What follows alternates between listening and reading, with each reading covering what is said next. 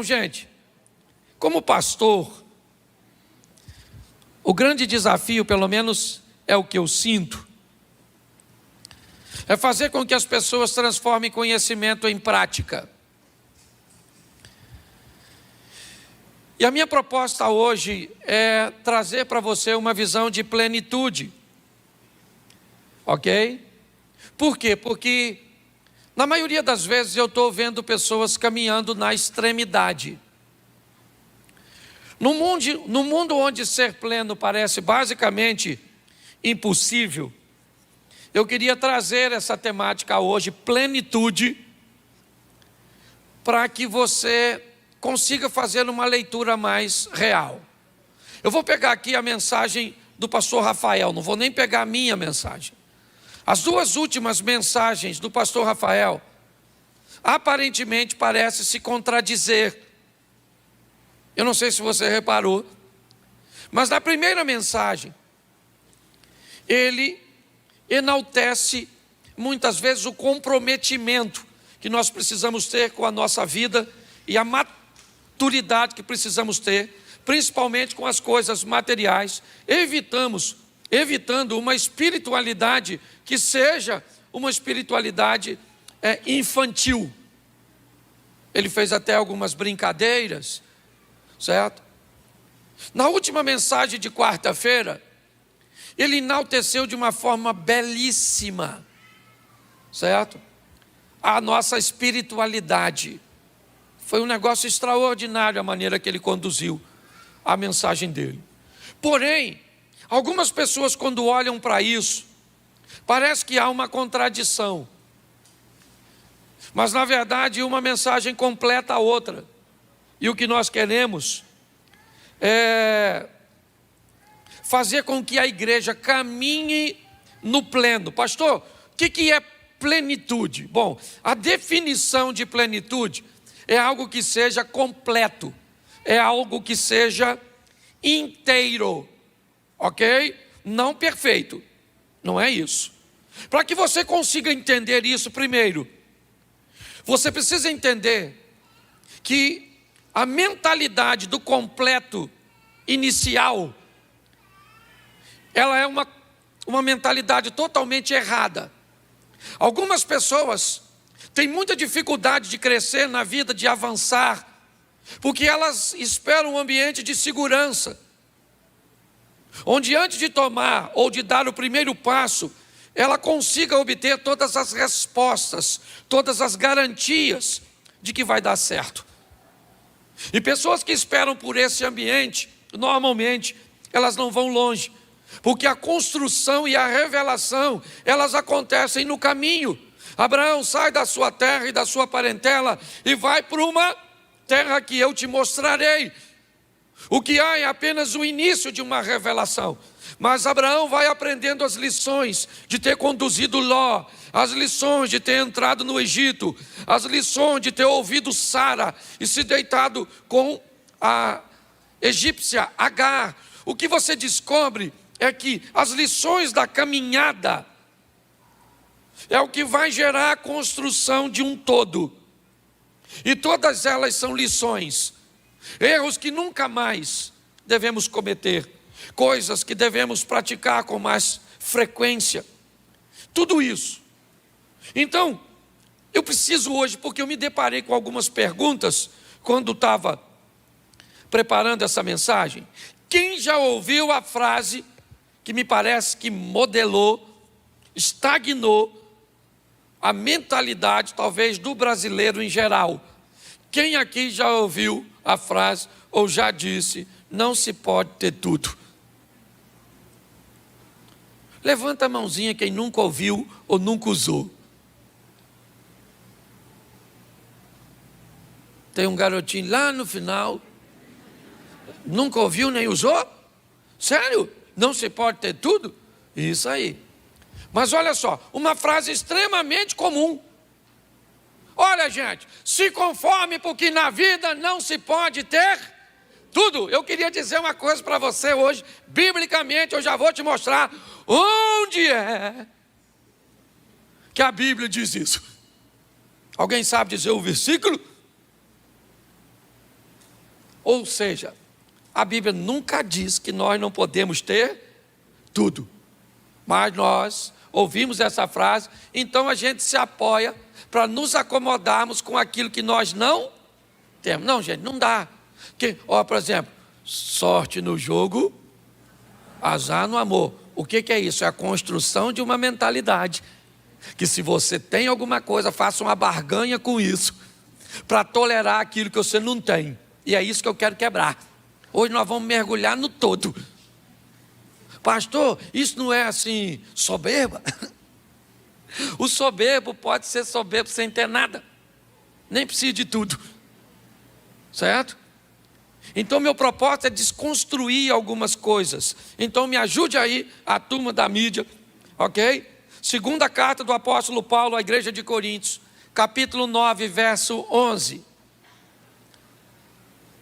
2 Coríntios 9, 11. Para que lê para mim por gentileza, para que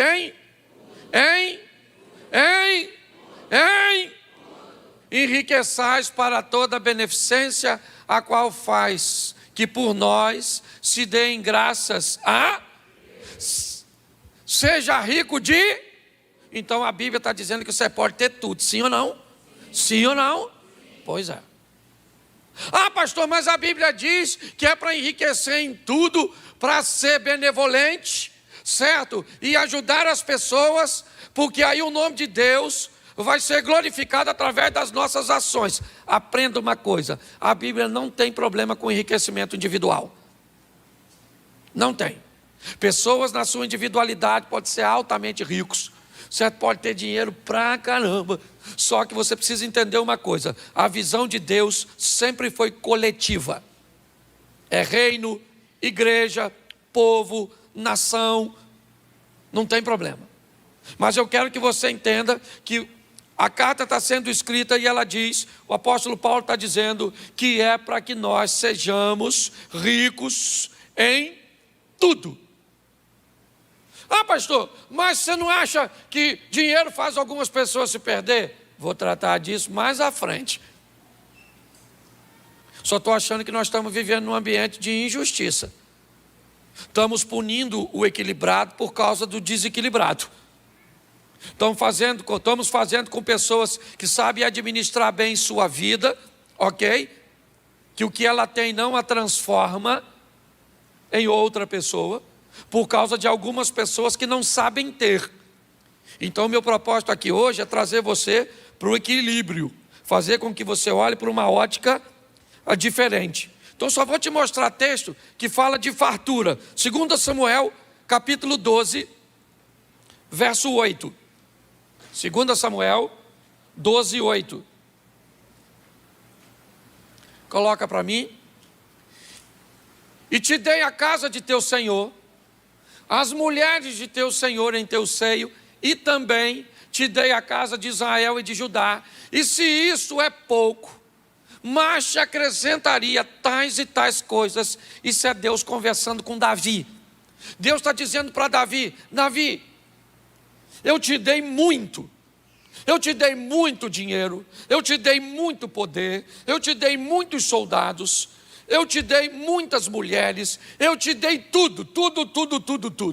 Mas se você achasse que isso fosse pouco, eu ainda te daria mais, uma visão de abundância. Deus não proíbe ninguém de ter fartura, de ser farto, de ser próspero. O que nós precisamos entender é que plenitude, e você já vai entender o que eu quero, né? É ter princípios e valores e controles para balancear aquilo que está chegando em doses, muitas vezes, extremamente elevadas. Pessoas muitas vezes que recebem um nível de fama alto. Tem algum problema em ser famoso? Não. Mas quando essa fama vem numa dose muito alta, esse indivíduo, se ele quer ser pleno, ele tem que preparar outra área da vida dele para fazer com que ela cresça para balancear com a fama. Senão ele fica soberbo, acha que é um artista, começa a tratar as pessoas de qualquer jeito.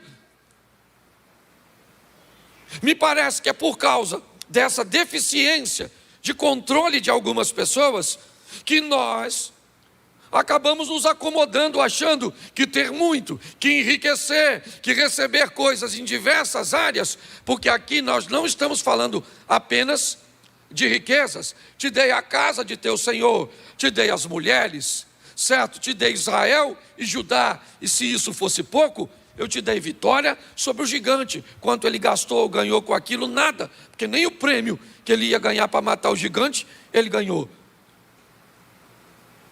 Quando olhamos para isso, o que eu quero que você veja é a visão da magnitude do que Deus quer fazer na sua vida.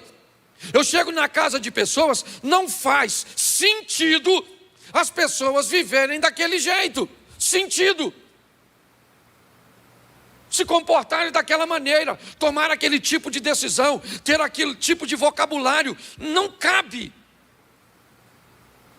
Mas quando nós vamos olhar para as pessoas, elas se escondem atrás de um ambiente de humildade, de um ambiente de desapego a coisas materiais.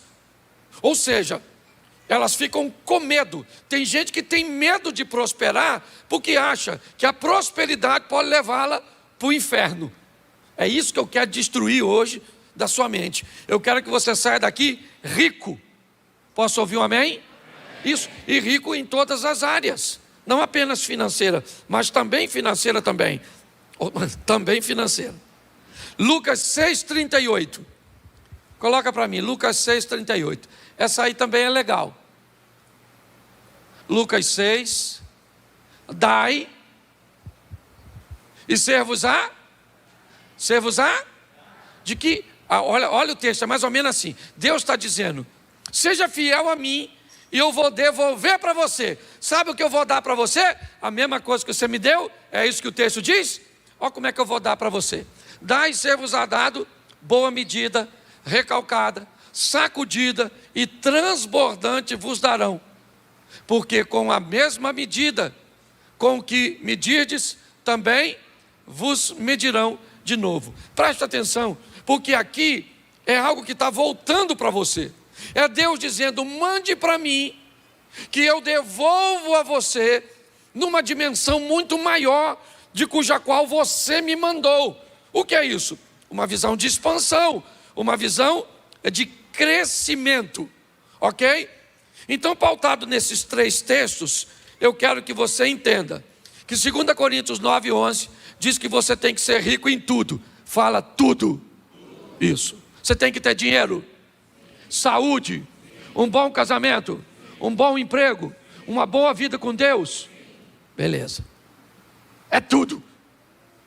Eu nunca fiz pipa. Tive habilidade para fazer pipa, porque eu não sabia fazer vareta. Às vezes eu botava mais cola de um lado que do outro. Todas as vezes que eu ia botar minha pipa no alto, miserável. Aí eu tinha que ficar fazendo força. E a infeliz para lá. O que eu descobri que tem gente igualzinho eu, só que não faz com a pipa, faz com a vida. Parece que caminha só no lugar. É para ganhar dinheiro, ele ganha. Não consegue uma mulher. Consegue nada. Aí o outro já tem uma vida extraordinária, mas não tem um tostão no bolso. Já viu, conhece um povo assim? Ele não é pleno, ele vai muito numa direção só. O propósito nosso aqui hoje é fazer você, tu vai ser espiritual, é isso aí, maluco. Vai embora. Certo? Aprenda a tomar seu dragão, lança fogo. Mas tem uma vida espiritual maneira, tem um casamento legal, tem uns filhos maneiros, é para caminhar tudo. Tudo direitinho. Ah, pastor, eu estou lascado da saúde. Menino, ontem deu um jeito aqui na coluna. Eu já estava com problema aqui. Aí agora, vem para cá. Eu falei: Senhor, tá ruim de ser feliz. Certo? Uma dorzinha aqui, outra lá, aquela coisa toda. Porque para gente ser feliz, ser pleno, também tem que ter saúde, sim ou não? Um pouco de cada coisa.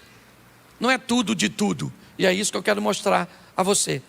Porém, olha que texto maneiro esse aqui. Não sei se você vai reconhecê-lo, porque a gente escuta ele demais. Ele é bonito, Mateus 16, 26. Te dei 3 textos de abundância. Agora eu vou te dar um dos textos mais perigosos que eu conheço. Mateus. Lê para mim a igreja do Senhor.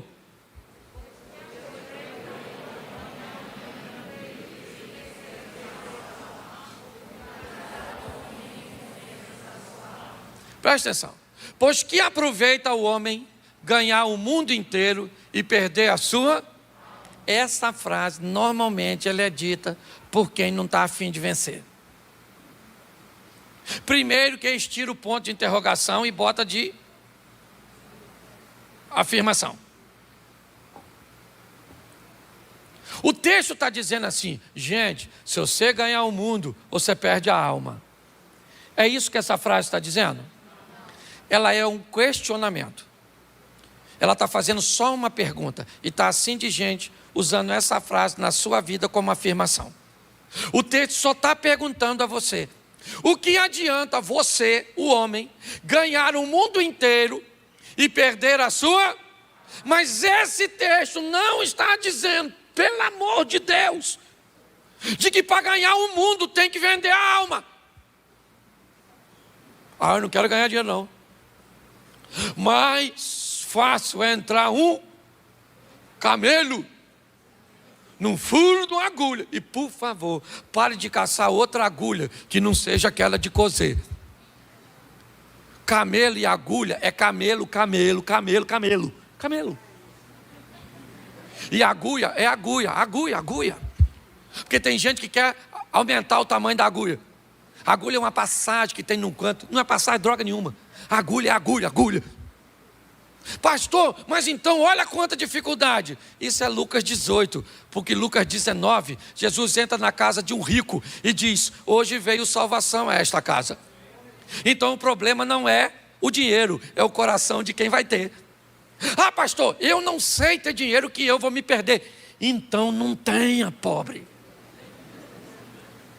Anota meu Pix. Porque eu sei ter dinheiro. Quem sabe ter dinheiro aqui e ter vida com Deus? Eu não quero ter nada de bom porque eu me perco. Lasque-se você então. Mas não pega o equilibrado que sabe ter e andar na presença do Senhor e diz que ele não pode ter nada. Porque quem não pode ter, fica querendo privar a gente de ter. Esse dia um infeliz, só falando assim, o culto também virou desabafo. Eu gravo uma live, apareço com um relógio, o cara posta assim: precisava de aparecer com um relógio que vale um apartamento? Menino, o senhor estava presente quando eu comprei. O senhor sabe que eu não vou mentir. O relógio custou R$79 em Manaus.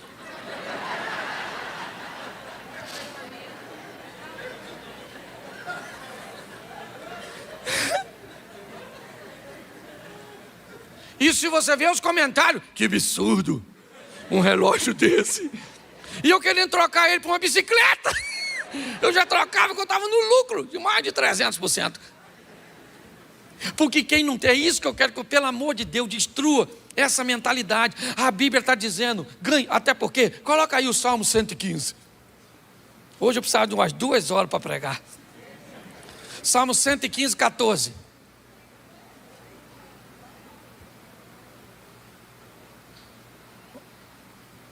É porque o Salmo 115 é muito longo.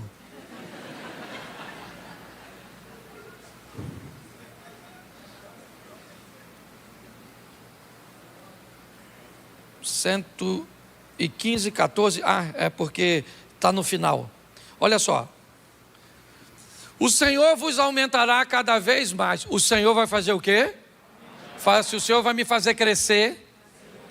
Isso, cada vez mais. A você e aos seus. Olha só. Bota o versículo seguinte. O 15. Isso. Sede benditos do Senhor, que fez, o que ele fez? Ele fez o quê? Bota o 16. Os céus são céus do? Ele fez os céus e a? Ele diz que os céus são céus do? Mas a terra ele deu a quem? E quem são os filhos dos homens? Nós! Então a terra é para quem conquistar? Não! Primeira pessoa do singular. Isso! Porque quando fala nós, parece que é nós sem eu. Eu! Quem é que vai conquistar Xerém? Quem é que vai conquistar espaço? Quem é que vai conquistar recursos? Quem é que vai conquistar? Sou eu, porque aprenda uma coisa: se a terra ele deu aos filhos dos homens, ele fez os céus e a terra. O verso lá 14 diz que ele vai nos dar mais, nos enriquecer, a nós e aos nossos filhos. Aí ele diz, fez céus e terra, e diz claramente, os céus são dele e a terra é nossa, ou melhor, minha. Pastor, primeira vez que eu venho nesse lugar, nossa, que igreja legal, diferente. Porque Xerém é o meu lugar, é o meu bairro, é meu, maluco, está dominado. É meu, a mulher é minha, o neto é meu, os amigos são meus, é meu. Por quê? Porque a Bíblia diz que essa terra é nossa. Então para com essa palhaçada. Não, só o suficiente. Ah, pastor, eu não quero nada. Então vai embora para outra igreja. Some daqui, vai para a igreja do nada. Você está entendendo? Vai para outro canto. Porque aqui nós queremos que você, comece chegando de bicicleta, troque para moto, vá para um carro, ande nisso, naquilo, mude de casa, mude de bairro, mude tudo, mude sua gastronomia, se vista bem, viva o sensacional e depois vá para o céu. Não é permuta. Não é. Então, se a terra ele deu para os filhos dos homens, ah, pastor, não gostei dessa palavra, porque Jesus disse assim, os pobres sempre terei convosco. Ele disse isso, sim ou não? Sim ou não? Sim, mas ele disse quem era? Ele só falou assim, Cláudio, eu até imagino ele falando comigo, Cláudio, os pobres, você sempre terá com você. Os pobres eu sempre terei. Não está dizendo que eu tenho que ser. Aliás, não diz nem que ninguém tem que ser. Eles só vão existir, porque presta atenção, uma coisa é pobre, outra coisa é miserável. Não confunda pobreza com miséria. Certo? Tem gente que não tem expectativa nenhuma e quer viver aquela vidinha. Então, deixa eles viver. E você quer viver uns troços diferentes, quer morar num lugar diferente, quer falar uma língua diferente que ninguém na sua família nunca falou. Mas você quer falar inglês. Aí seus primos olham e dizem, para conversar com a gente, não, jumento, eu vou sair daqui.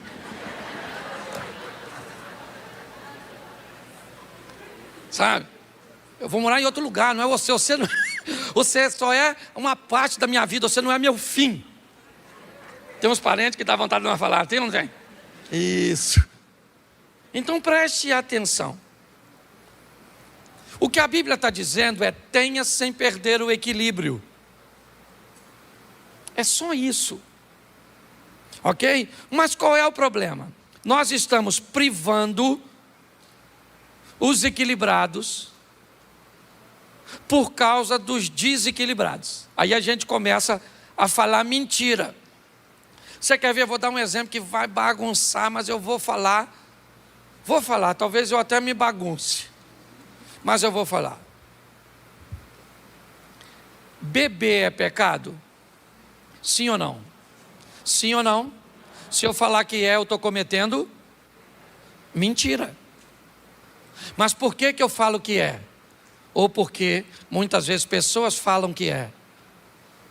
Porque tem gente que se aproximar perde esse troço. Acaba a vida, família, é porta de entrada para as drogas, violência doméstica, leva o dinheiro da pessoa. É um troço dos infernos. Sim ou não? Sim ou não? Mas tem gente que sabe usar? Sim ou não? Sim. Mas por causa dos desequilibrados, nós punimos todo mundo. É esse desequilíbrio que me incomoda no discurso. Porque segundo a Bíblia diz, eu fui chamado para a libertação e não para ser prisioneiro de um texto dominador. Eu tenho que pregar a verdade. Você quer saber? Eu perdi 2 irmãos por causa de bebida. Você quer saber se eu bebo? Não. Você quer saber se eu recomendo bebida para você? Não recomendo. Mas eu não posso vir aqui e determinar uma coisa para a sua vida que a Bíblia não. Ah, pastor, mas tudo me é lícito, mas nem tudo me. Beleza, gente. Mas tem gente que vai fazer uso e nunca vai ter problema. Tem ou não tem? Porque vai ser pontual. Às vezes o cara vai numa cantina italiana comer uma massa para comemorar o dia do seu aniversário de casamento. Aí ele toma uma taça de vinho com a sua esposa. Eu vou vir aqui para o púlpito e dizer: você vai para o inferno, miserável, com vinho, tomando um drink com Satanás. Não, mas sabe qual é o problema? Porque olha só como é que o desequilíbrio. Aí é desequilíbrio. Aí o cara abre, sabe o que ele faz? O pastor falou que pode, que agora os pinguços já estão dando. Ele vai esperar a boca secar para tomar cachaça pura, é ou não é verdade? Aí ele vai, bebe, tira uma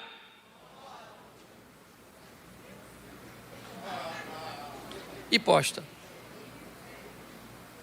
Aí, quem viu? O desequilibrado. Caraca, maluco. O cara tá chapando. Aí o escândalo entra através de você e você vai se lascar. Agora, eu não estou aqui para contar mentira para vocês. Eu estou aqui para criar uma igreja madura, séria, habilitada para lidar com todas as coisas. Você vai em outro lugar e alguém pede para você mostrar na Bíblia dele onde beber é pecado, onde proibido você não mostra, você fica com cara de Zé Ruela. E quem te ensinou? O Zé Ruela chefe. Estou fazendo apologia à bebida, não. Quer saber? Não beba, não beba. Não beba, não beba. Mas eu não posso contar história. Então você precisa entender uma coisa. Para você viver a plenitude, você precisa ter a sua mente livre. Livre. Livre. Livre para conversar com sua esposa, você que é casado, sobre suas preferências sexuais, você e ela. Chama a maluca e diga: e aí, querido? Que tipo de modalidade você joga? Isso. Converse com sua esposa. Maturidade. Entendeu? As pessoas se libertam quando sua mente são livres. Então, primeiro, deixa eu te dar 4 coisinhas aqui que eu acho que vale a pena. Primeiro, deixa eu ver aqui para eu não passar. Primeiro, equilíbrio não é a mesma coisa que politicamente correto. Tem alguns extremistas que, se você diz, Adriana, que é para ser equilibrado, ele diz: eu não sou, porque eu não sou politicamente correto. Não, deixa eu te explicar. Politicamente correto, certo, é aquela pessoa que quebra princípio para favorecer a imagem em determinados ambientes. Então ela está num ambiente e ela acha que, se ela der um parecer negativo àquele ambiente, ela vai ser discriminada, certo? Ela vai perder prestígio. Então, mesmo que ela não concorde, e, por exemplo, eu fui no evento do Raul Gil, aquela roda de fogo. Então eu estava num ambiente que não era o meu, sendo entrevistado por 3 mulheres mais o Raul Gil. E eles me perguntaram o que eu achava sobre a homossexualidade. E eu fui categórico, ok? No que eu penso e nos meus valores. Educado, obviamente, equilibrado. Por quê? Porque, preste atenção, equilíbrio, ao contrário de politicamente correto, você mantém o princípio para a realização pessoal. Enquanto o politicamente correto abre mão do princípio para manter a imagem, o equilibrado, ele mantém o princípio para a realização pessoal e não coletiva. Não é para todo mundo concordar comigo, é simplesmente para eu defender aquilo que eu acredito. Então, se você não tiver essa posição do que eu creio e aprender a expor na sua família, na sua sala de aula, no seu trabalho, em qualquer lugar, o posicionamento que defenda a sua realização pessoal, você não consegue ter êxito.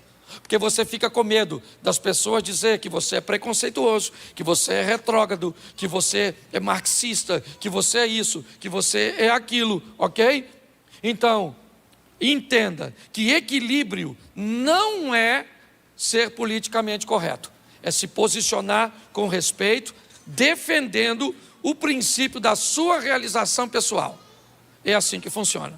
Segunda coisa, aprenda que nesse ambiente, onde nós estamos sendo treinados, o sistema não é compensatório.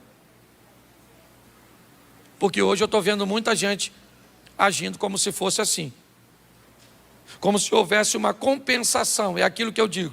Eu deixo de ter dinheiro para ser salvo. Porque se eu tiver uma coisa, eu abro mão de usar um brinco. Por quê? Porque eu faço uma fofoca. Mas aí eu compenso. Eu traio a minha esposa, mas eu dou dízimo. Não há sistema compensatório aqui não, querido. O que há é arrependimento, conversão, transformação. É assim que funciona. O sistema aqui não é compensatório. Então não pensa que você vai fazer alguma coisa. Porque é que eu nunca subi. A turma sabe, nunca. Ozia caminha comigo. Nunca perguntei quem é dizimista, quem não é, o que dizima, o que faz. Eu não sou fiscal da Receita do Céu. Para mim não interessa, desde que todos passam aquela porta por ali, dali para dentro minha esposa é minha ovelha, meu filho é minha ovelha, meu neto é minha ovelha. Se você é empresário, se você dá R$5 de dízimo ou se você dá 50 mil, para mim é a mesma coisa. Não tem esse negócio comigo. Aqui o sistema não é compensatório, não bote isso na sua cabeça, não. Não, eu vou fazer uma ação social aqui, porque eu dei um deslize ali para dar uma compensada. Não funciona. Ok? Para ter uma coisa, eu não preciso abrir mão de outra. O que eu tenho que ter é vida com Deus. Terceiro, você precisa saber, se você quer ser pleno, precisa saber qual é a sua medida. Porque se você não souber a sua medida, você nunca vai ser pleno. Você sabe por quê? Porque sempre vai ter gente que tem mais que você. Então qual é a sua medida? Esse dia eu estava num evento de caras milionários. Talvez o que tinha menos dinheiro tinha mais de 100 milhões. E o alvo deles era ser bilionário, igual a alguns camaradas que estavam lá. Aí eu pergunto a você, qual é o desafio disso? A ausência de entender qual é a sua medida. Parece que tem pessoas que funcionam como aquela bruxinha, como é que é da Branca de Neve? Não, a Branca de Neve é a maçã que come. Aquela do espelho. Espelho, espelho meu. Cinderela. Qual é o problema das pessoas? Espelho, espelho meu. Existe alguém que tem mais dinheiro do que eu? Existe alguém que mora numa casa melhor que a minha? Enquanto você não souber a sua medida, e esse é um problema sério, porque hoje, se você descobre a sua medida e vai para o meio de pessoas que não têm a maturidade para entender a deles, vão dizer que você estagnou. Você não pode estar satisfeito com o que você tem. Esse é o grande desafio. A plenitude, o que ela faz? Ela me faz ter o entendimento de que eu tenho a minha medida. E pronto. A minha medida. Ela é minha. Não interessa. Vou contar um exemplo para vocês. Ontem eu estava fazendo um serviço. Um amigo me emprestou uma máquina. E eu estava fazendo um serviço limpando um lago. E aí o rapaz da máquina me disse, eu todo sujo dentro do lago, cheio de barro. Ele me diz assim, pastor, o óleo diesel da máquina está acabando. Eu falei, meu Deus, mas você me avisa agora, os meninos tudo dentro do lago, e eu todo sujo, do lado de fora, de bermuda, de chapéu, de palha, de imundo. O único carro que tinha para ir é uma picapezinha que eu tenho, uma Fiatzinha, mas pensa, não fecha o vidro, não... Pensa numa Fiat toda bagunçada, que eles usam para trabalhar lá. E quem é que vai comprar o óleo disso?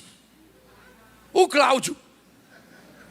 Vai eu, de chinelo, todo rasgado, sujo, naquela picape, sem o cano de descarga, não funciona. E vai eu. Parei no posto de gasolina, virei atração. Ah, mas não era. Aí eu parei, aí a moça falou assim, o senhor tirou uma foto comigo? Eu falei, vamos registrar a vergonha. Vamos embora, vem e tira a foto comigo.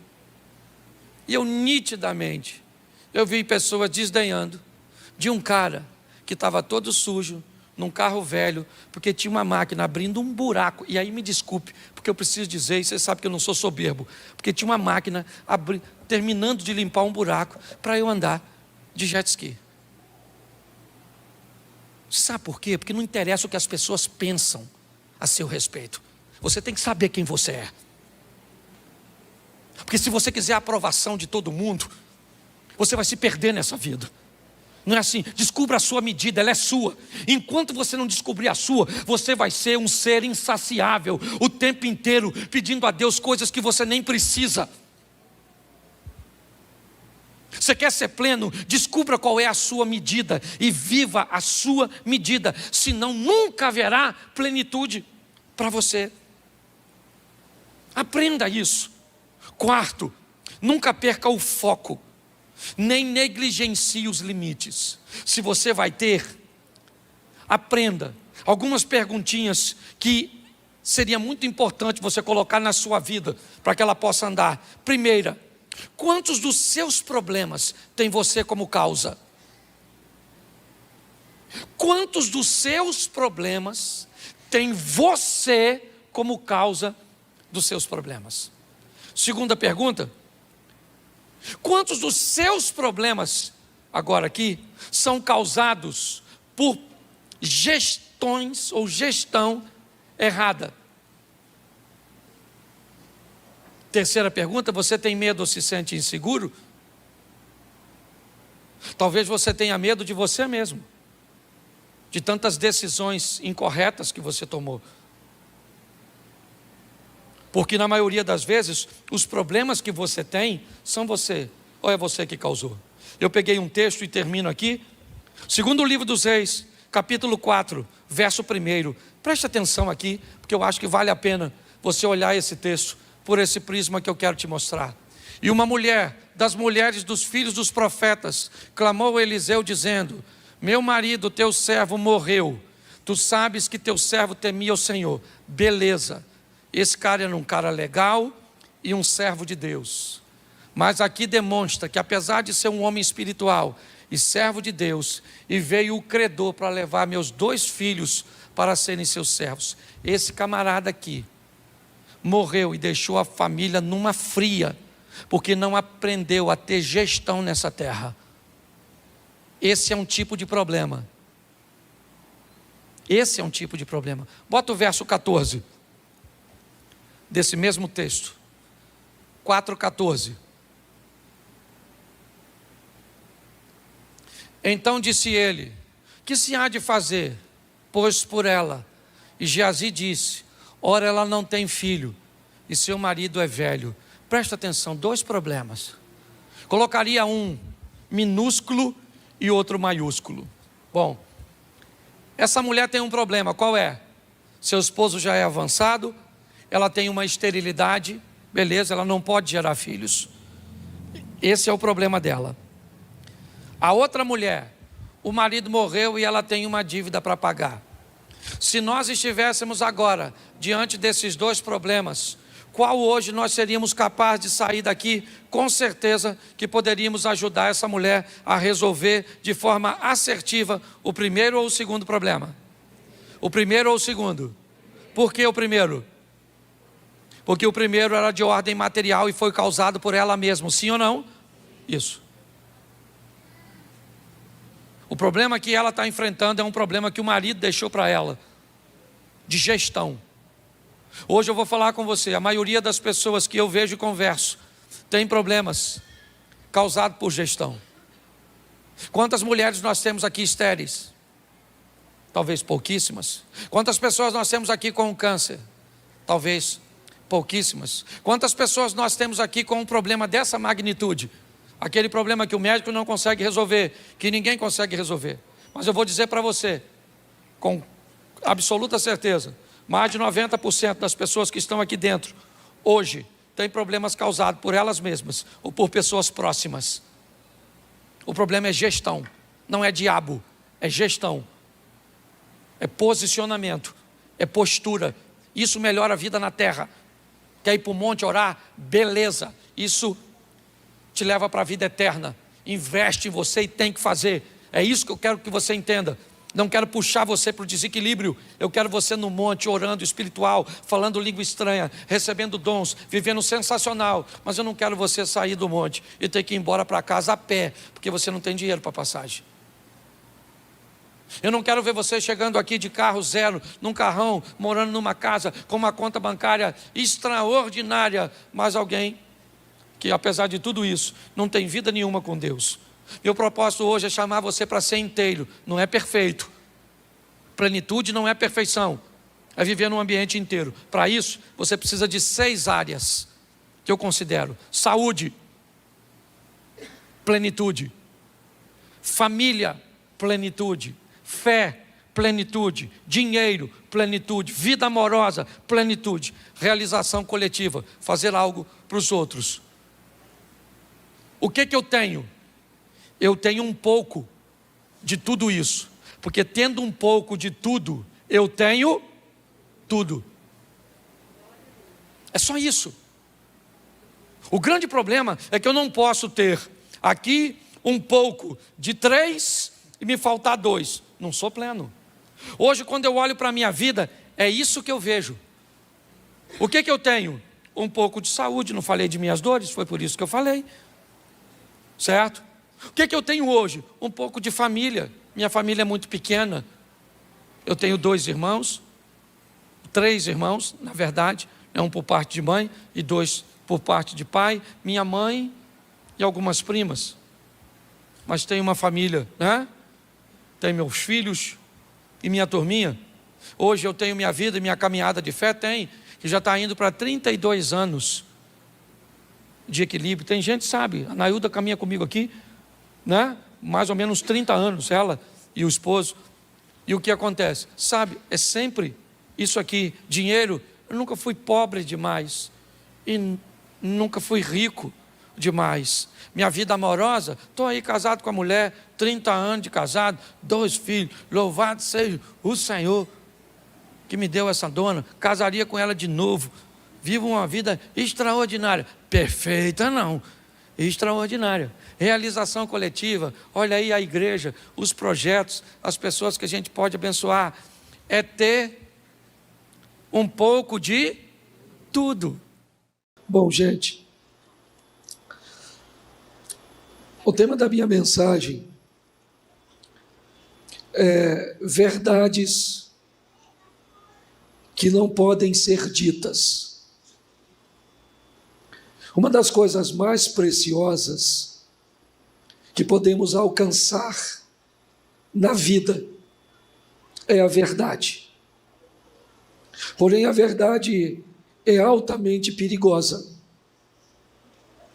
Muitas pessoas têm medo da verdade, porque a verdade pode conduzi-las a algo muito ruim.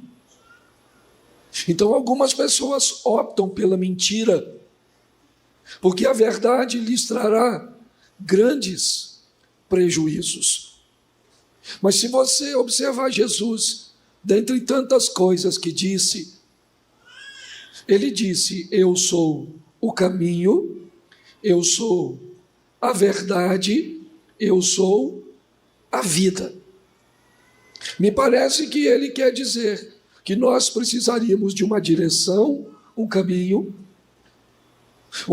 que fosse pautado na verdade, para que conseguíssemos alcançar a vida. Se Jesus disse ser a verdade, talvez por isso a Bíblia diz que Satanás é o pai da mentira. Porque se Satanás é um opositor àquilo que Deus está fazendo, se Jesus representa a verdade, o diabo vai representar a mentira.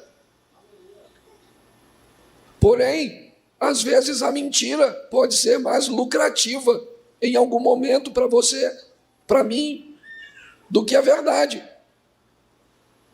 Eu vou te mostrar algumas coisas rapidinho. Acho que à medida que minha voz vai esquentando, provavelmente agora deve ficar mais fácil. Depois eu me lasco. Certo? Mas vamos ver se eu consigo. João capítulo 10, verso 41, perdão. João 10, 41. E muitos iam ter com ele e diziam: na verdade, João não fez sinal algum, mas tudo quanto João disse era o quê? Então, na verdade, João só dizia o quê? Então, na verdade, João só dizia verdade. Feche seus olhos. Pai, em nome de Jesus, continua falando conosco. Usa-me como um canal de bênção nesta hora, pelo poder do nome de Jesus. Preste atenção, porque não faz muito sentido o texto em que lemos. João não tinha uma sinagoga. João não tinha uma mesquita. João não tinha uma igreja. O que João tinha era um ambiente árido. O que João tinha eram pedras, capim, a relva. Esse era o ambiente que João tinha como igreja. Não havia um bebedouro, não havia um banheiro, não havia nada de atraente para fazer mulheres com crianças, homens, deixarem suas casas para ir num ambiente desse. Preste atenção, hoje a igreja tem toda a estrutura que tem, e tem gente que não tem coragem de sair de casa para vir à igreja, para sentar numa boa cadeira, um ambiente climatizado, sonorizado. O que é que João carregava consigo, que fazia com que pessoas ficassem horas e horas ouvindo uma palavra dura? João não era fácil, raça de víboras. A história que João carregava não era uma história muito agradável. Segundo Jesus, do homem nascido de mulher, ninguém foi maior que João. E o texto faz questão de dizer que esse cara nunca curou ninguém. João nunca manifestou nenhum tipo de milagre, sem um ambiente apropriado para se pregar. O que é que João carregava consigo que fazia as pessoas deixarem seus lares num ambiente desconfortável? Segundo Jesus, João carregava a verdade. Tudo o que ele dizia era verdade. Acabou morrendo por causa de uma verdade. Nós vamos dar uma olhadinha nisso aí também, certo? Porque cuidado com a verdade, que ela pode matar você, pode até te levar para o céu, mas fazer você perder o privilégio de viver aqui na terra. Bom, quando é que a verdade não pode ser dita? A verdade não pode ser dita e temos que ter um cuidado com isso. Quando a verdade pode comprometer ou gerar prejuízo para o sistema. Se alguém vai perder por causa da verdade, ela pode não ser dita. Se um governo notar que se o povo conhecer demais a verdade, isso vai gerar prejuízo para o governo estabelece uma mentira. Se um pastor começar a notar que os membros da igreja dele estão conhecendo tanto a verdade que está ruim de enrolar eles, Tem pastor que vai achar que não é bom que seus membros descubram a verdade. Se seu filho começar a conhecer a verdade e você achar que a verdade não é boa, você vai tentar contar para ele uma mentira, mesmo que eu quer ver.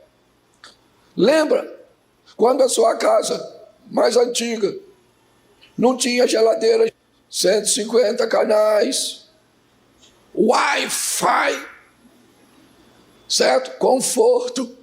Mas todas as vezes que escurecia, seu pai queria que você entrasse. E você não queria entrar, porque não tinha nada de gostoso, atraente lá dentro. Seu pai só não queria ficar preocupado que você estava lá fora. O que é que seu pai falava para você? Que lá fora tinha o velho do saco que fazia sabão de nós.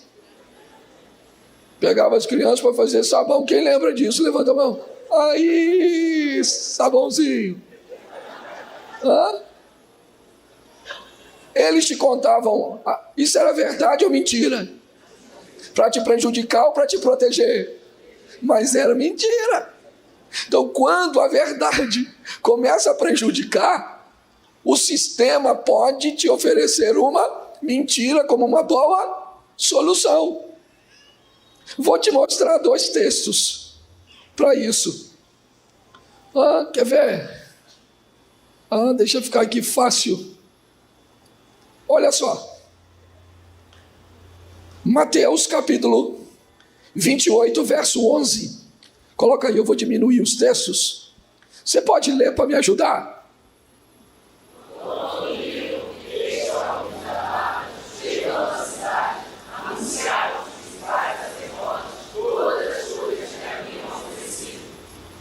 Deixa eu ver se é só esse que tá bom. Vocês lêem bem, hein? Esse dia eu pedi para o pessoal ler numa igreja, sangue de Jesus tem poder.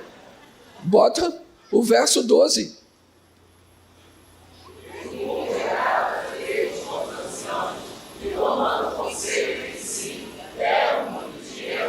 Só mais um.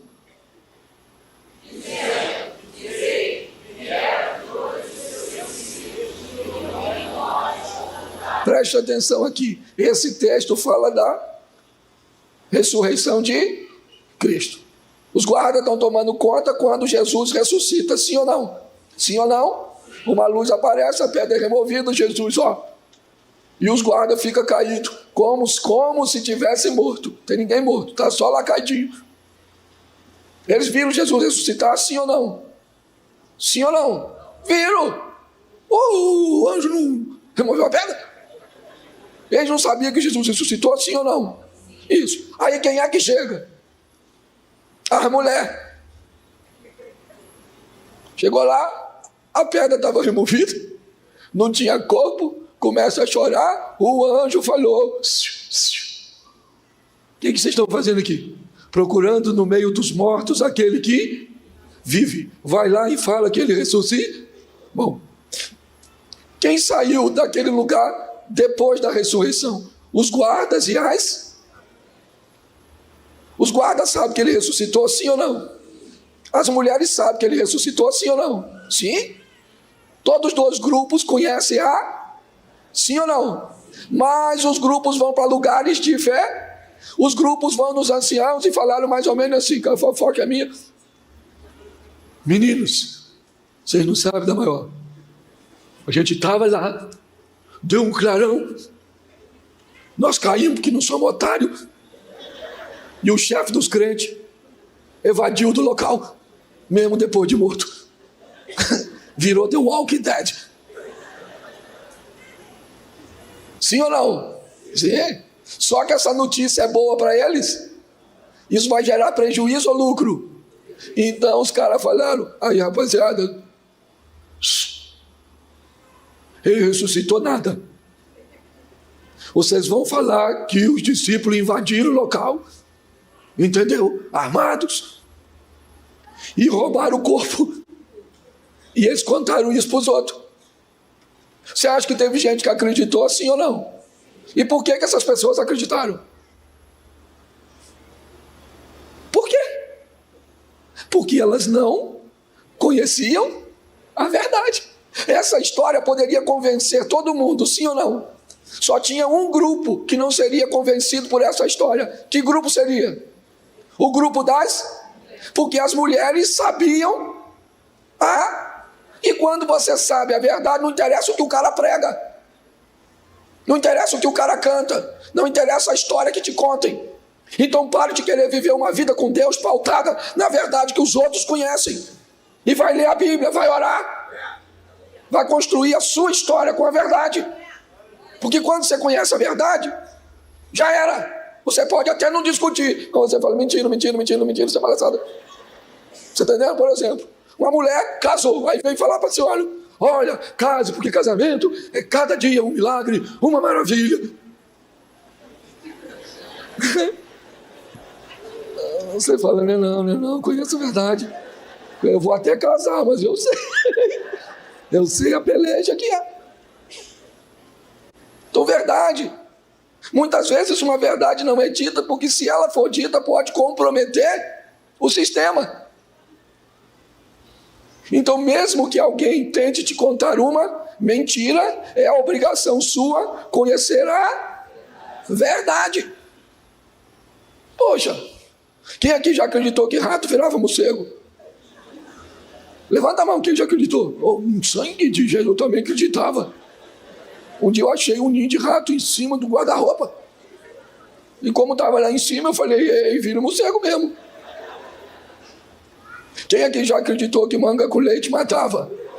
Mentira. Quem já acreditou que quando dava uma trovejada assim, tinha que botar um lençol no espelho? Levanta a mão. Isso. Mas é mentira. Quem aqui já acreditou que se o chinelo tivesse virado assim, você passava mal? Eu até hoje, se eu ver um chinelo virado, eu desviro. Você ri? Mas o que era tudo isso? Uma mentirinha, sim ou não? Inocente. Mas hoje, se você chegar em casa, tiver assim uma manga e um litro de leite, você faz o quê? Você faz uma vitamina, sim ou não? Por quê? Porque hoje você conhece a verdade. E aquela almoçadinha que você dava para tomar banho depois? Lembra quando você entrava meio assim, ó?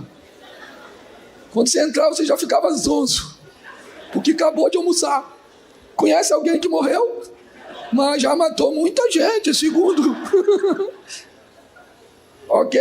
É obrigação sua conhecer a verdade. Vou te mostrar um texto para justificar isso. Quer ver? Coloca aí para mim, por gentileza. Atos dos Apóstolos, 22, 25. Vamos lá?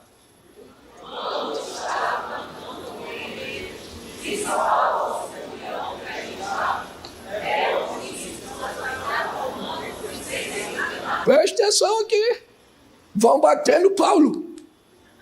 Já estão prendendo. Eu tenho um amigo meu que ele conta uma história que a mãe dele e o pai batiam muito nele. Ele ficou revoltado, Rondinelli. Entrou no mundo das drogas. Começou a traficar. Um belo dia a polícia pegou ele. Bateu nele. Ele descobriu que o pai e a mãe dele não sabiam bater nada. A polícia que batia, o pai só fazia carinho. Ficou 15 dias sem andar. Você está rindo, mas é sério. Escute só. Estão preparando Paulo para receber uma penalidade, sim ou não? Porém, eles vão bater no Paulo? Sim ou não? Não. Porque quando eles vão bater no Paulo, o Paulo vai dizer que aquilo não é lícito, é fora da lei. Quando ele conhece os direitos dele, por isso que um dos bichos mais detestáveis do mundo se chama advogado.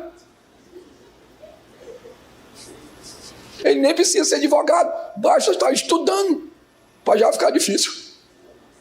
Porque eles conhecem o direito, meu filho. Não casa com advogada, não. Casa, não. Esse dia desse o cara me pediu oração, pastor Paulo. Eu queria pedir uma oração para um amigo que está enfrentando uma dificuldade na família. Falei, como é que é o nome dele? Me diga. E aí, o rapaz falou, pastor, apelidamos ele de Aladim. Eu falei, por quê? Casou com a advogada, divorciou, ela levou tudo, só deixou o tapete. Você está rindo, mas é sério. Então, quando você... Sangue de Jesus tem poder, acabei com o culto. Então, o pessoal lá de fora já foi embora. Então, repita comigo, eu tenho que conhecer a verdade, porque nem sempre vão me dizer a verdade. Dependendo que seja conveniente, alguém pode dar uma mentirinha para tu, então fique preparado. Principalmente você solteiro. Segundo motivo pelo qual a verdade pode não ser dita. Vamos lá? Primeira carta aos Coríntios, capítulo 3, verso 1. Vamos embora. Isso, vamos ler o 1 e o 2 só. Vamos lá.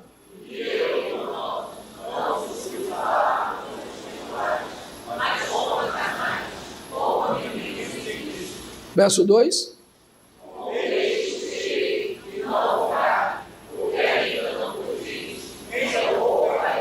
Preste atenção, aqui Paulo, o texto não está dizendo que Paulo vai contar uma mentira. O texto só vai dizer que os ouvintes de Paulo não podem ouvir determinadas coisas porque não estão preparados. Então, às vezes, as pessoas não estão preparadas para ouvir a verdade. Um pastor, por exemplo, quando ele é questionado sobre alguns assuntos, e não apenas um pastor, principalmente no ambiente coletivo, o pastor Paulo tem muita experiência nisso, certo? Sabe, por exemplo, você vai tratar de álcool num ambiente coletivo, você pode dizer toda a verdade sobre o álcool? Não, porque quem está ouvindo são pessoas preparadas e despreparadas. Você vai falar sobre sexo? Dá para falar sobre sexo abertamente no ambiente coletivo? Não pode, porque ali tem gente preparada e gente despreparada. Então, às vezes, Paulo está dizendo, eu gostaria de falar coisas com vocês que eu não posso, porque ao invés de ajudar vocês com essas informações, eu posso prejudicá-los.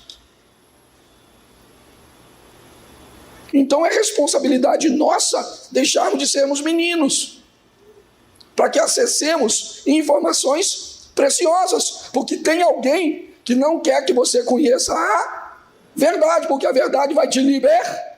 E Satanás não quer que você saiba a verdade a respeito de você mesmo, a respeito do seu potencial. É assim que funciona. Então, o segundo motivo pelo qual a verdade pode não ser dita é porque o ouvinte não está preparado para ouvir. Nós temos que entender isso. Se nós não entendermos, vamos ter sérios problemas com isso. Então eu preciso, será que eu posso? Vou te contar um episódio. A mulher está desconfiada que seu cunhado, irmão de seu marido, está aliciando seu filho. Há traços de pedofilia no comportamento deste rapaz. Aí às vezes a pessoa vem te falar de uma desconfiança e você pergunta a ela, você já falou isso com seu marido? Sabe o que ela diz? Eu não, porque se meu marido desconfiar disso, ele mata meu cunhado. Olha só, nós estamos, não estou dizendo que é uma verdade, eu estou fazendo uma suposição, mas o que essa mulher está me descrevendo é que não há nenhum preparo no ouvinte, certo? Para que ele tenha um equilíbrio para resolver isso de uma forma decente, apurar os fatos, se for verdadeiro, que o indivíduo seja encarcerado, removido do convívio social o mais rápido possível, para que não cause dano em mais ninguém. Mas a minha pergunta é, muitas vezes as coisas não se resolvem porque o ouvinte, ele não está preparado para ouvir a verdade. A mulher lá não está aguentando mais o casamento. Tenta falar com o marido, vem cá, rapaz, vamos embora, vamos melhorar. Não estou gostando mais de você, não tenho prazer mais com você. Eu te vejo vestido, já não estou feliz. Se tu estiver pelado, aí é que complica. Mas ela não vai falar, porque às vezes o cara não está preparado para ouvir. Então, quando a coisa estoura, quem é que aparece? O divórcio. Poderia ter sido resolvido sim ou não? Sim ou não? Se o ouvinte fosse preparado para ouvir a verdade. Às vezes, quer ver? Olha só. Há um tempo atrás aconteceu um negócio, uma experiência comigo. Estava num conflito com a minha mulher. Chamei meu filho, mora lá em casa, testemunha. E ele fala, não me bota nesse rolo. Eu falei, mas vem aqui. Nós estamos preparados para ouvir a verdade. Então agora, contei a história e falei, meu filho, quem está certo? Eu ou sua mãe? Ele olhou e disse assim, pai, eu amo vocês dois. Eu falei, mas não foi isso que eu perguntei. Eu perguntei quem estava certo, quem estava errado. Mas quando ele falou que amava nós dois, eu já entendi que nós dois estava errado. Eu falei, beleza. Ele achou que eu não estava preparado para ouvir. Mas eu estava. É lógico que eu estava mais preparado para ouvir, que era ela que estava errada. Certo? Não foi tão fácil. Tá certo? Mas você tem que se preparar. Hoje o rapazinho vai dar uma cantada numa garotinha, porque está interessado, uma menininha bonitinha, lá no... E ele, um rapazinho adolescente, chega lá e falou, menininha, tá, gostei de tu. Ele vai embora, o feioso. Tá? Às vezes ela até falou a verdade. Mas a geração não está preparada. Aliás, esse é o terceiro ponto. Certo? A verdade não vai ser dita quando alguém achar que pode te causar um trauma em você. Entendeu? Se alguém notar que vai te gerar prejuízo, pode falar o contrário. Entendeu? Por exemplo, a senhora engordou. A senhora precisa de alguém para dizer que a senhora está gorda? Não. Só tem uma pessoa capaz de dizer que a senhora engordou. Quem é? Não, nem o espelho. Balança. A senhora só balança, não quer saber. Balança não está para defender a senhora, não está para defender o seu marido, está para defender nada. A senhora sobe. Minha mulher tem o hábito de falar isso comigo, Cláudio, engordei. Eu falei, quantos quilos? Ela falou, não sei, eu só sei que eu engordei. Eu falei, mas nós temos que saber quantos quilos. Vai lá. Ela tem um medo daquela balança, que eu subo na balança até desconfiado, se essa balança não vai me fazer mal. Certo? Mas o que a balança fala com ela? A verdade. Entendeu? Mas tem verdade que traumatiza. Então, ninguém precisa falar que a senhora engordou, envelheceu. Olha lá no espelho. Conta as rugas, se puderes contar. Saiu da tenda. Tá certo? É verdade. Mas a verdade dói, sim ou não? Sim ou não? Isso, e às vezes traumatiza. Por exemplo, um garoto levou o não da garotinha. Pode ficar traumatizado. Não, me disseram não. Será que eu sou homem? Sou mulher. E agora? Traumatizei. Aí a turma mais velha aí. Tu levou fora de garota quando era novinho? Levou. Tu levou fora? Levou. Tu levou. E tu perdeu a identidade? Perdeu nada, porque a nossa geração estava acostumada a lidar com não. Levava o não da garotinha, nós ia lá no curral conversar com a cabrita, que já via nós e já fazia assim, ó. Bé. Tá vendo como é que os caras lembram? Ah, saudade. A cabrita, meu Deus do céu. Ela, cuidado que você pode estar rindo de tu.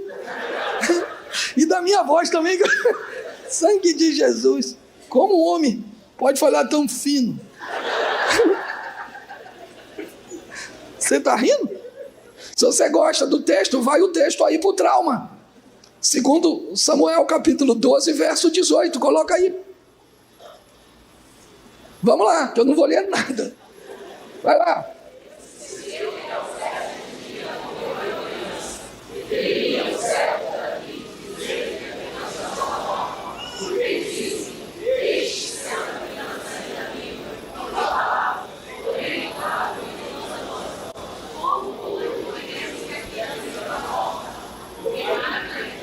Eles estão com medo de dizer a verdade para Davi, sim ou não?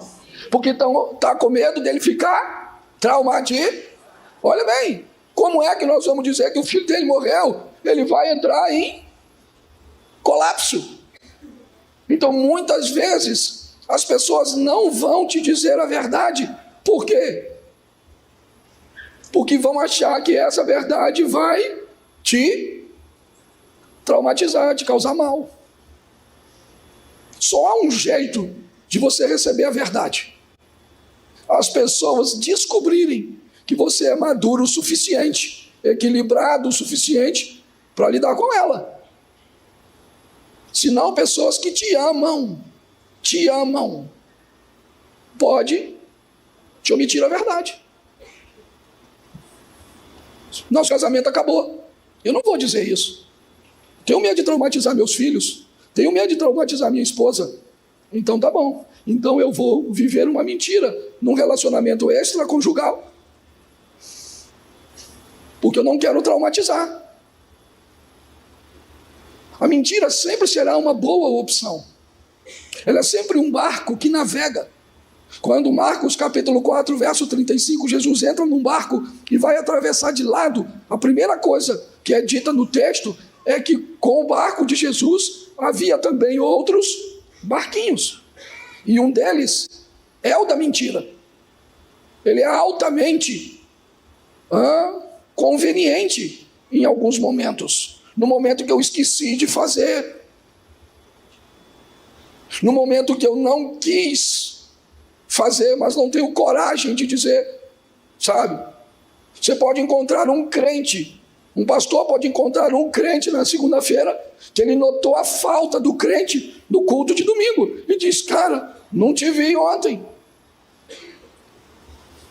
E quem é que encosta logo do seu lado para te oferecer uma carona? O barco da mentira. Fala que tu passou mal. Fala que tu estava lá e ele nem viu. Fala. A mentira sempre será uma boa opção momentânea, mas altamente perigosa. Então prepare-se para ouvi-la. Por último, às vezes a verdade não deve ser dita, porque o mensageiro da verdade não tem habilidade nenhuma para falar. Porque tem gente que se acha detentor ou detentora da verdade. Quer dizer, a qualquer hora, de qualquer maneira, em qualquer lugar, e não se preocupa com nada. Eu vou te mostrar isso, biblicamente. Olha só, 2 Samuel 1,16. Vamos lá?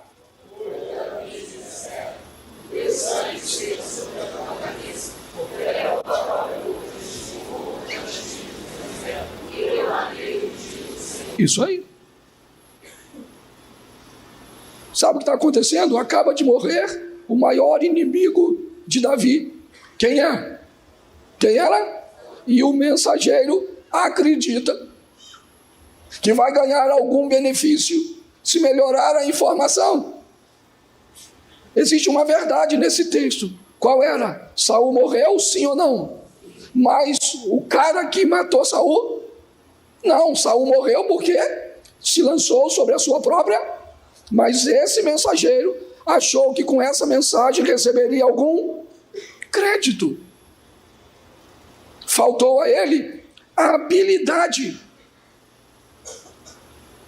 para entender que Davi não ia ficar feliz com a morte de Saul, principalmente porque Jonatas, seu amigo, também estava morto.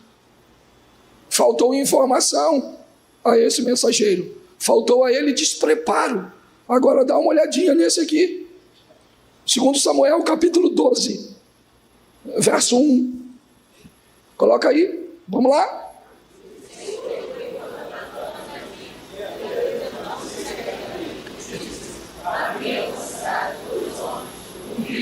Preste atenção, uma das piores missões de Natã, dizer para Davi que ele era um adúltero, falar a verdade sobre o que Davi tinha feito. Se tornou alguém dissimulado, mandante de um crime. Não era fácil falar isso para Davi, mas Natã disse para ele sim ou não? Sim ou não? Mas disse a verdade com muita habilidade, com muito respeito, mesmo estando dizendo a verdade para um rei. Ou você pode ser um jovenzinho, um adolescentezinho, seu pai, sua mãe pode estar até muito equivocado a respeito de algumas coisas, mas se quiser dizer para eles a verdade e até mesmo chamá-lo a atenção, faça isso com todo o respeito e amor. Aprenda a dizer a verdade com carinho, com amor e com respeito, principalmente se ela não for boa de se ouvir, se ela não for fácil de aceitar. A vida está tentando há muito tempo conversar com você sobre a verdade, falar com você sobre o valor de sua alma, falar de você que você não sabe o dia que vai partir, falar com você que você pode viver uma vida extraordinária ainda nessa terra. Mas me parece que muitos querem acreditar mais na mentira de que você ainda tem muito tempo de vida, que todo mundo pode morrer, menos você. Que não precisa ser agora, sabe? Que você não precisa tratar seu cônjuge bem, porque você ainda tem muito tempo. Dá para trabalhar bastante, sabe? Dá para não dar atenção aos seus filhos, porque eles não vão crescer, eles vão ficar pequenininhos.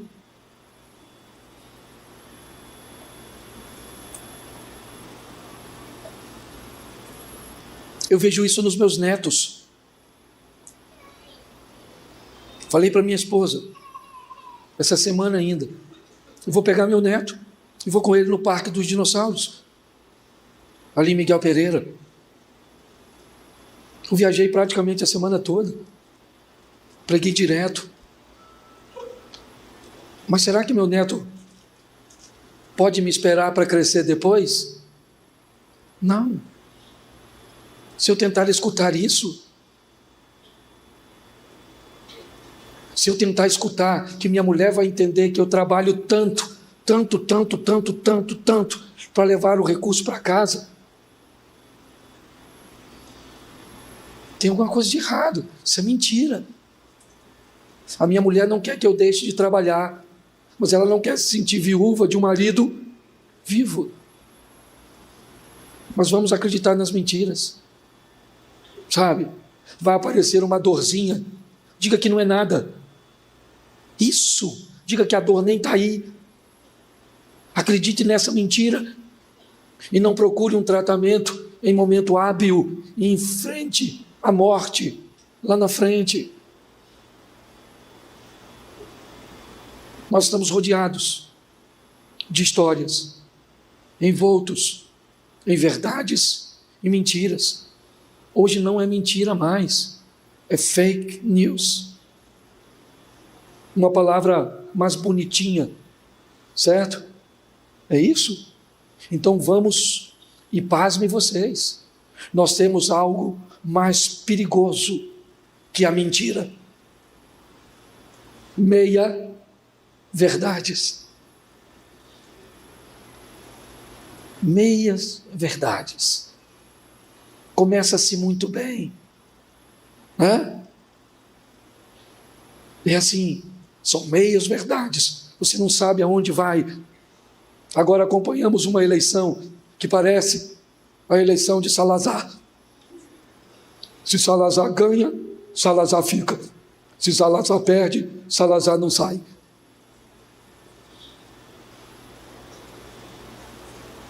Pare e pense o tempo inteiro, não estou dizendo que... Mas hoje está tudo muito obscuro, está tudo muito nebuloso. Quer uma dica? Diminua a velocidade. Dirija a sua vida com mais segurança.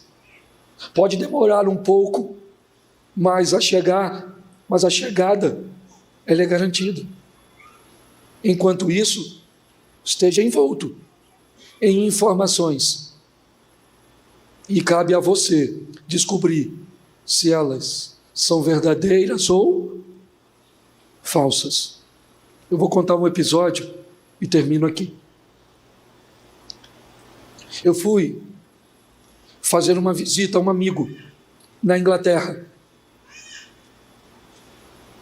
E ele me disse: Cláudio, eu vou te levar num restaurante legal para comer. Ele é um cara que recebe muito bem, um gentleman, um cara extraordinário. E ele me levou. E eu tenho descoberto que Deus tem me tratado de uma forma muito cuidadosa, sabe? Então, o cara, eu já estava na Inglaterra, que já era. O camarada me leva num restaurante que já era muito bom. Aí ele me diz assim: Cláudio, o proprietário desse restaurante é um ex-açougueiro que ficou famoso e que tem este restaurante em diversas nações. Dificilmente ele está nesse restaurante. E mesmo que ele esteja, ele não vai em qualquer mesa. Eu não tinha ido no restaurante para tirar foto. Eu tinha ido no restaurante para comer. Eu sou o cara de Xerém. Se eu chego lá, o cara fala: aqui tem um frango com quiabo, uma polenta, eu estou dentro para comer os ossos na mão. Sei lá quem é o cara. De repente eu vejo um cara parecido com o Van Damme, com um óculos pequenininho, com uma bandeja na mão, vindo na minha direção. Aí o cara falou assim, o amigo falou: Cláudio, é ele?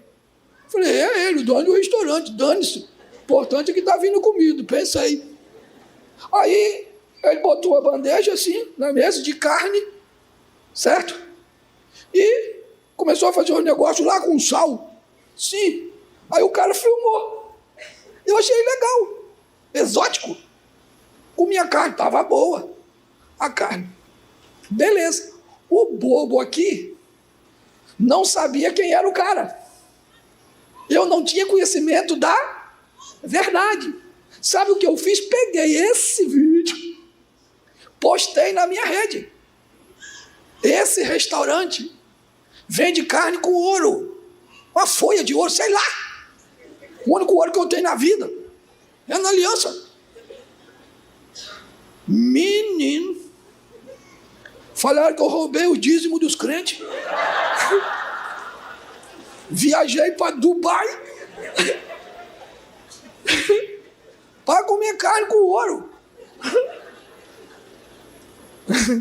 Aí eu pensei: nunca comi carne com ouro, nunca fui a Dubai, entendeu? E nem roubei o dinheiro dos irmãos.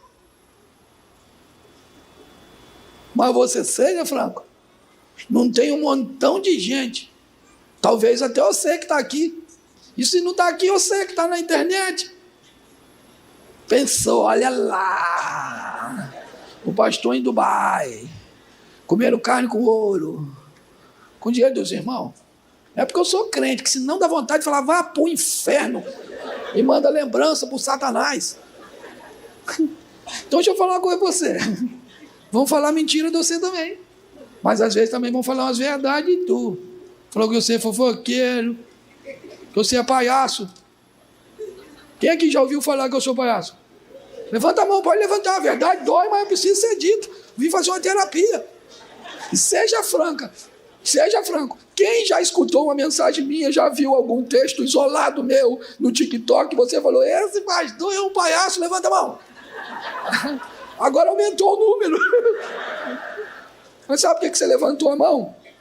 Porque o tom que eu usei para trazer a sua verdade demonstrava que eu não iria ficar chateadinho. Nossa, eu vou levantar nada, cristã. Vai apontar para mim, vai falar que eu tenho defeito também. Você tem, mas não é ser palhaço. É ser fofoqueiro, mas palhaço não. Então, meu filho, se prepare para a verdade. Porque ela vai vir na sua direção. Quer você goste ou não.